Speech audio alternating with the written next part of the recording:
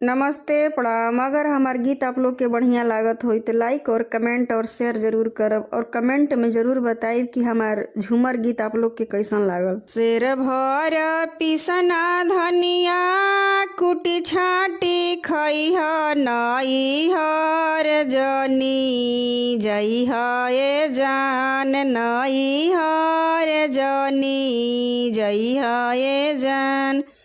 शेर भर पिसना धनिया कुटी छाटी खइह नई हर जनी जइह ए जान नई हर जनी जइह ए जान। 6 महीनावा पर पिया घरे अइलन तोहार सेंदूर कैसे छूटल ए जान तोहार सेंदूर कैसे झरल ए जान तोहार सेंदूर कैसे झरल ए जान।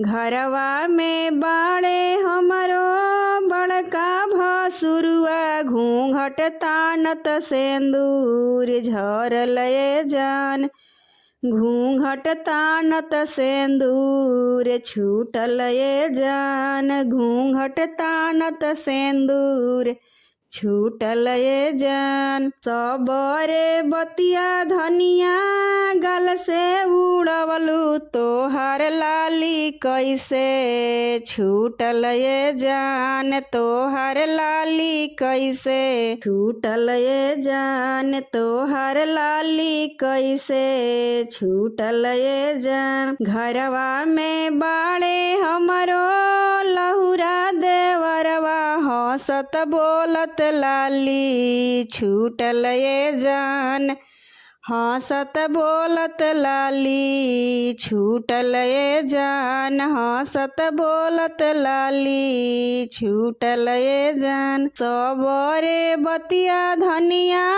गल से उड़वलू तोहर साड़ी कैसे फाटल ए जान तोहर साड़ी कैसे फाटल ए जान। पानी भरे गईनी हम पकवाई नार बुढ़वा बानर साजी दिहले हो जान बुढ़वा बानर साजी दिहले हो जान बुढ़वा बानर साजी दिहले हो जान।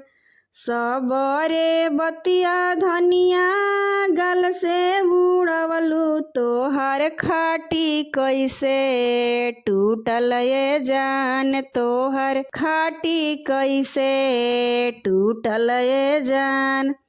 ऋणवे के खाटी रहुए ऋणवे के पाटी करवट फेरत खाटी टूटल ए जान करवट फेरत खाटी टूटल ए जान। शेर भर पिसना धनिया कुटी छाटी खइह नई हर जनी जइह ए जान नई हर जनी जइह ए जान।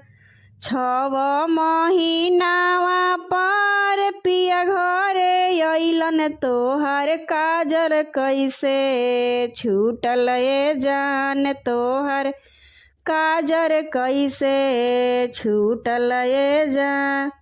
नैहर से अइले हमरो बड़का भैयावा भेंट करत काजर छूटल ए जान भेंट करत काजर छूटल ए जान भेंट करत काजर छूटल ए जान।